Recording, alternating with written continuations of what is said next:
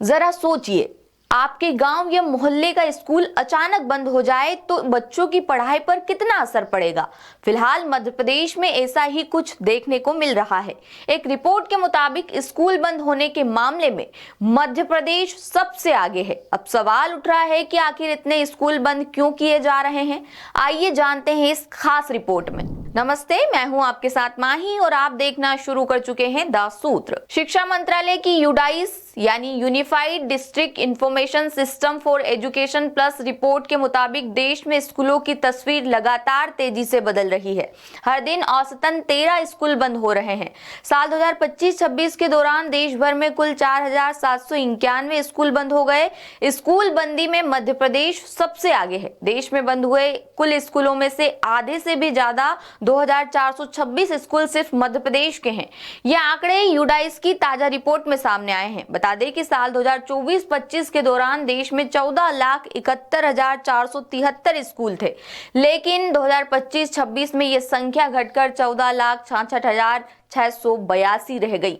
बंद होने वाले बाकी स्कूलों में से 1,392 तेलंगाना, 568 पश्चिम बंगाल, 474 आंध्र प्रदेश, 369 तमिलनाडु, 281 कर्नाटक और 266 हिमाचल प्रदेश में थे। शिक्षा मंत्रालय के स्कूल शिक्षा विभाग के वरिष्ठ अधिकारी का तर्क है कि कई राज्यों में स्कूलों के आपस में विलय यानी मर्जर की वजह से संख्या में कमी नजर आ रही है। हालांकि कई ऐसे राज्य भी है जहां स्कूलों की संख्या बढ़ी है, लेकिन उनमें से कई स्टूडेंट्स का नामांकन यानी इनरोलमेंट कम हुआ है। मसलन बिहार में 946, छत्तीसगढ़ में 234 और दिल्ली में 87 स्कूल बढ़े हैं। बिहार में स्टूडेंट्स का एनरोलमेंट 4,37,037 कम हुआ, छत्तीसगढ़ में 49,459 और दिल्ली में 45,250 स्टूडेंट्स का नामांकन कम हुआ। देश में जीरो एनरोलमेंट यानी बिना छात्रों वाले स्कूलों की संख्या में पहली बार गिरावट दर्ज की गई है। जीरो एनरोलमेंट वाले स्कूल बीते एक साल में 7,993 से घटकर 5,663 रह गए। इनमें 20,667 शिक्षक भी तैनात है। पश्चिम बंगाल में बीते साल ऐसे स्कूलों की संख्या में 3,021 की बढ़ोतरी दर्ज की गई। इन स्कूलों में 1,537 शिक्षक भी बढ़े हैं जिन्हें किसी को पढ़ाना ही नहीं है।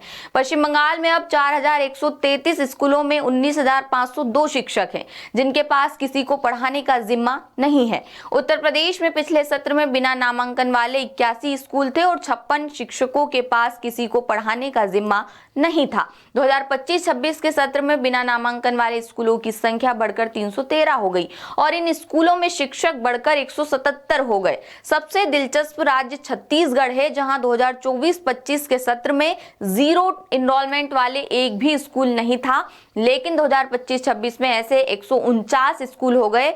वहां 140 शिक्षक भी कार्यरत हैं। बता दें, देश भर में एक शिक्षक वाले स्कूलों की संख्या में पहली बार गिरावट दर्ज हुई है। 2025 सत्र में ऐसे 1,04,125 स्कूल थे। 2026 सत्र में ये संख्या घटकर 1,08,843 रह गई। ये राष्ट्रीय स्तर पर एक सकारात्मक संकेत है। वहीं कुछ राज्यों में इसका उल्टा असर देखा गया है। आंध्र प्रदेश में एक शिक्षक वाले स्कूल 3,445 बढ़ गए, महाराष्ट्र में 1,117, राजस्थान में 1,063, कर्नाटक में 693 और झारखंड में 655 ऐसे स्कूल बढ़े हैं। इसके अलावा तमिलनाडु में 286, असम में 339, हरियाणा में 212, हिमाचल प्रदेश में 164 और बिहार में 141 एक शिक्षक वाले स्कूल बढ़े हैं।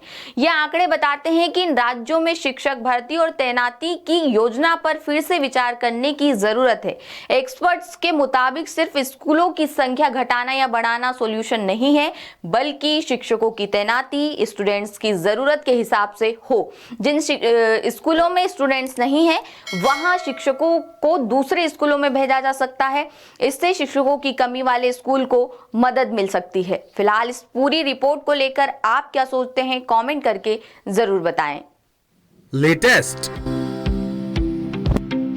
इन्वेस्टिगेटिव और इन डेप्थ खबरें देखने के लिए ज्वाइन कीजिए द सूत्र का व्हाट्सएप चैनल, सब्सक्राइब कीजिए यूट्यूब चैनल, लाइक कीजिए फेसबुक पेज और पढ़ते रहिए www.daसूत्र.com।